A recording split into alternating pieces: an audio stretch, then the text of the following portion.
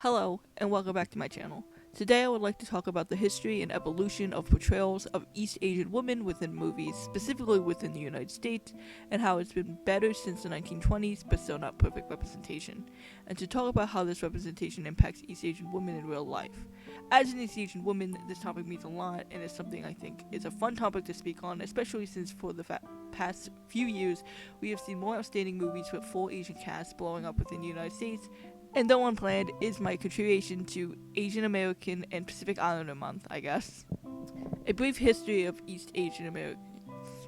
Within the mid-19th century, we see the first major wave of East Asian migrants coming to the United States. Most came due to the news of the discovery of gold in California, with 25,000 Chinese miners arriving by 1851. Many Chinese laborers took dangerous work due to the language barriers and uncertainty of work, and for little pay, building the Transcontinental Railroad.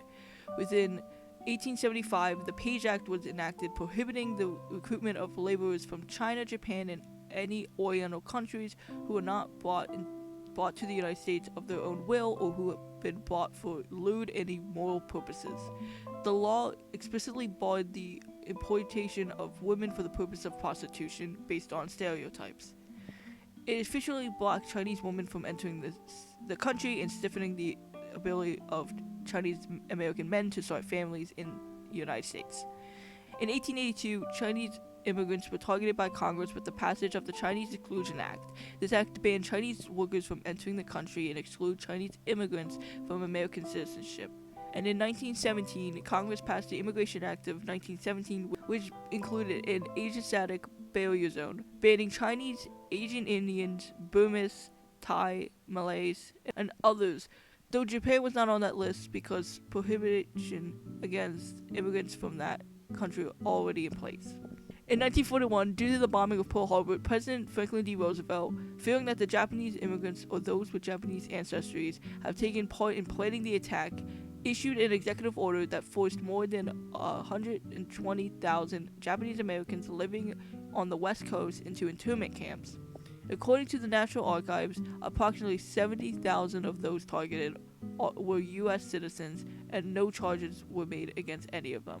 Most lost their home, businesses, and belongings and were held until the end of the war.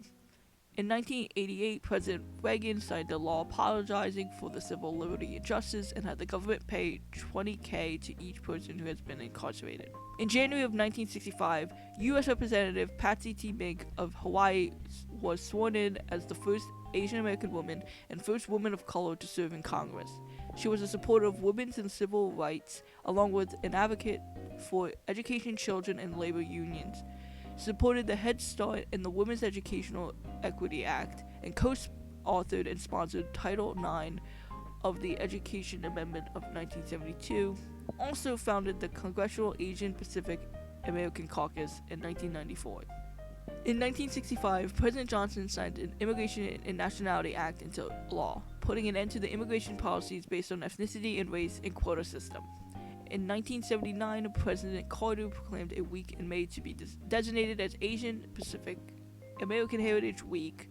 In 1990, Bush broadened an observation to cover the month of May. In 1992, Congress passed a law permanently designating May as Asian Pacific American Heritage Month. And with recent times, we see accomplishments for Asian Americans such as director John M. Chu, Crazy Rich Asian, breaking box office records, becoming North America's highest earning romantic comedy in a decade, and made for $30 million, have grossed more than $238 million, a huge accomplishment within all Western Asian American cast. The evolution of Asian American women within the film, from exotic, sexual, villainous dragon ladies to the white man pleasing and loving Madame Butterflies, to the Susie Wong, to the powerful martial art women, to then showing East Asian women as women like anyone else. As within the start of 1920, we see the role of young Asian women as exotic Oriental pieces for Western audience. Though thanks to these roles, we were introduced to the first Chinese American film star, Anna May Wong, a significant woman in starting this journey of East Asian women representation in films and representation in Hollywood in general for Asian Americans. A bit about her is that she was born January 3rd, 1905 in the Chinatown area of Los Angeles, California, and throughout her career was in 60 films throughout both silent and talkie films. Within the 1920s and 30s, Wong played villainous roles that were a root within the anti-Asian sentiment found within the United States. Roles such as 1922's Thief of Baghdad as a Mongol slave helping assist an evil emperor, or during the 1930s playing Fu Manchu's daughter and laying out the architect to the Dragon Lady, an Asian woman who is seen as a mysterious and sexual alluring woman. Seen in other roles as well, with examples 1932's Shanghai Express, where she also played a murderous vamp. I also want to briefly talk about another type going on during the 1930s and 40s that relate to East Asian women characters in movies, but something I'm not too focused on.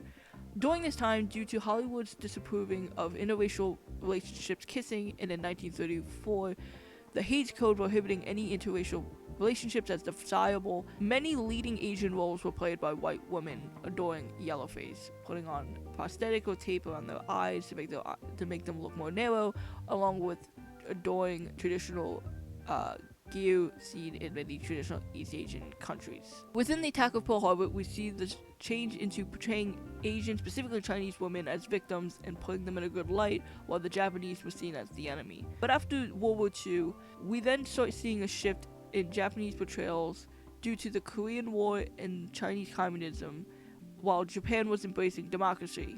We were introduced to the geisha girl with the 1958 movie Tea House of August Moon, where the Japanese geisha are seen as pleasing Western military men.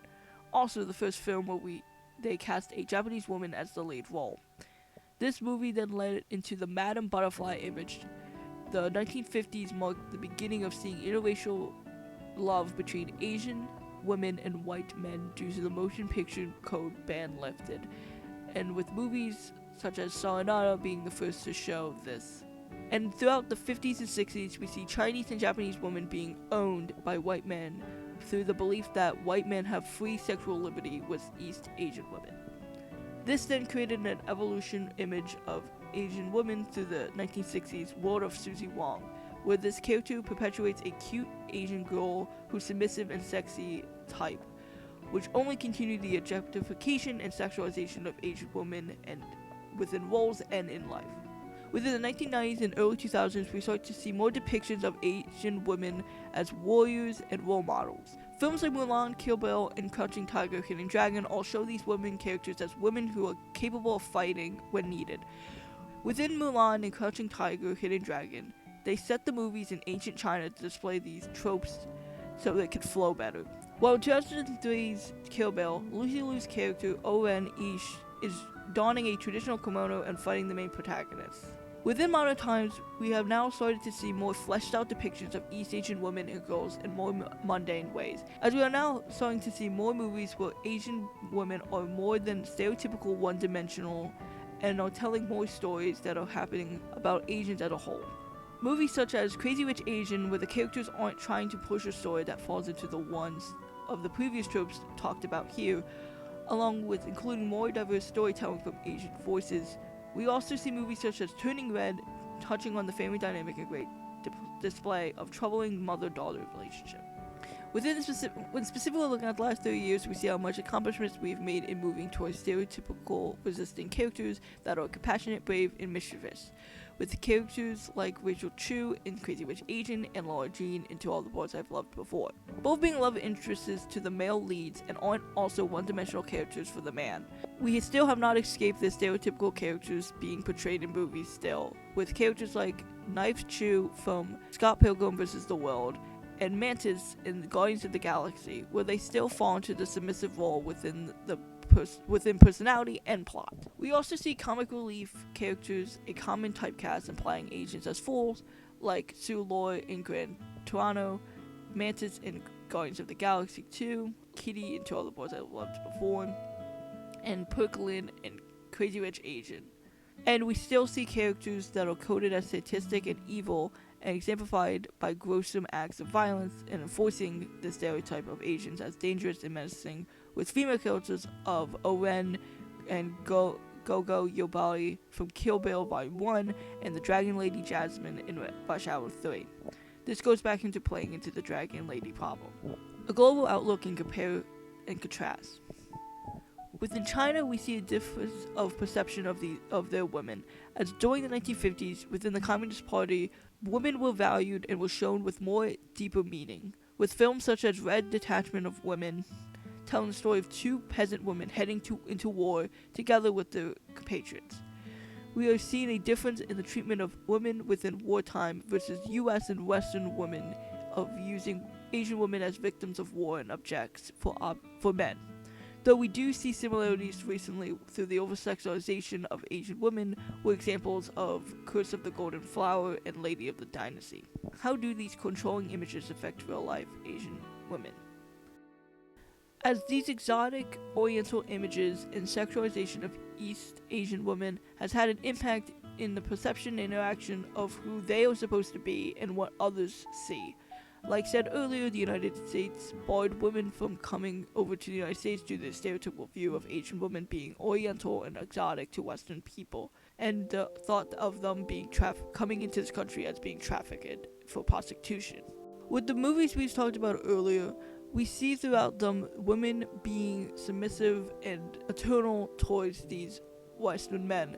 This has had an impact with how a lot of Western men has had interaction with Asian women. A great specific example of this is the Suzy Wong, with a lot of Asian women coming out talking about how the interactions they've had with men. And I noticed two guys were looking at me, but I just kept walking, and they came right up to me and they said, "We like Orientals." And they said it very suggestively, and which shows that they're expecting me to be sexually knowledgeable or some sort of passionate person. And that just kind of reinforced that, they're not looking for an individual. They're looking for an image that they've seen somewhere, probably in the media. I'm not like that. I don't go around, learning these weird sexual techniques, or I'm not, all this subservient person. Asians are taught to, brought up, especially Asian women, are brought up very strict. You're not supposed to do certain things, with a man on a date or something, and, you're supposed to save yourself for marriage. And then that really strongly contrasts against the stereotype that these women are just, these fireballs inside. And this having an effect on East Asian women on their own perceptions and self-consciousness of how to think about themselves and how they should act. Positive recommendations and final word within this topic.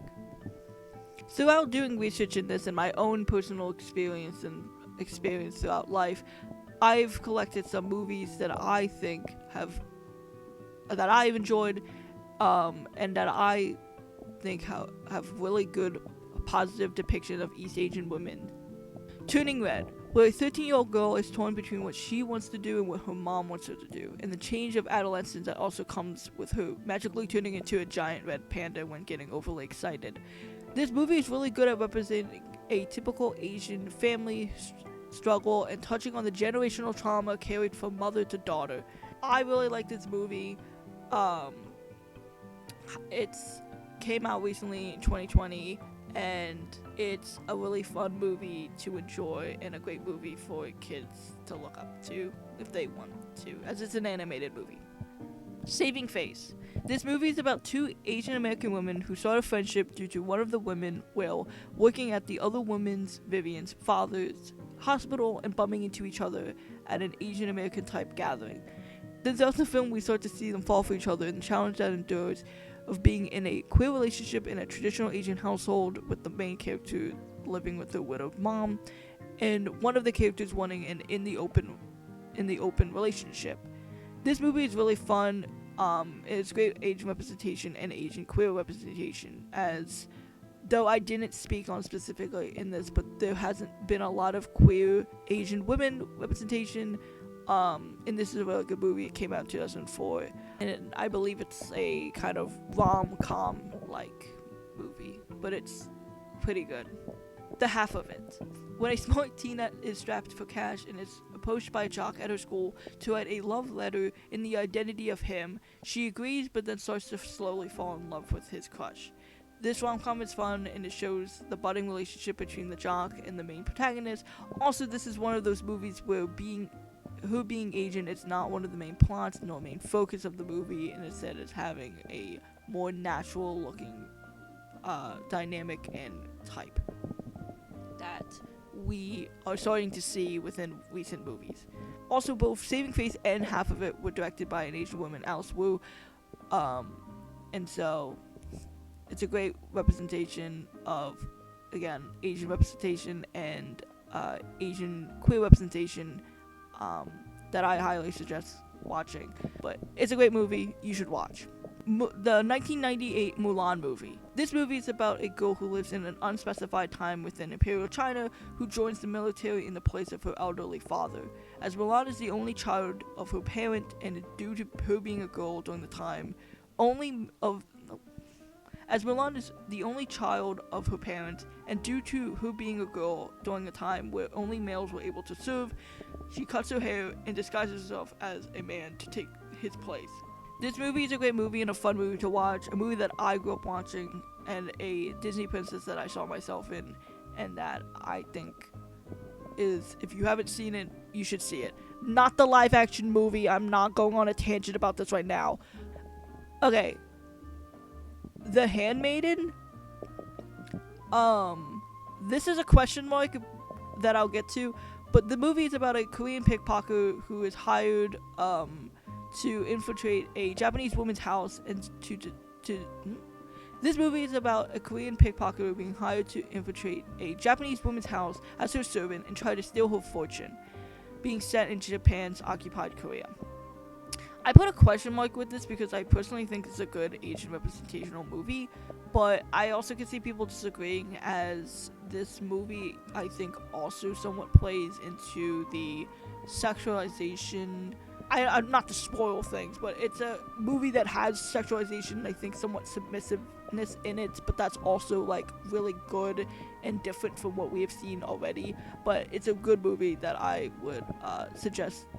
I think this movie has mostly been praised for its good, like, queer representation for Asian women, more than it being an Asian women representation, as this movie was also a South Korean movie, so I don't really know how many people were praising it for being a good representation of Asian women more, but I would suggest watching this. Also, though, this movie is, like, 18 plus, because there was explicit sex scenes in it, but I think it's a good, fun movie to watch about Asian queer relationship. But yeah, I found this project really interesting. As someone who grew up as an Asian American woman, this topic could be expanded to all portrayals of Asian American women through video games, TV, books, and other pop culture medias.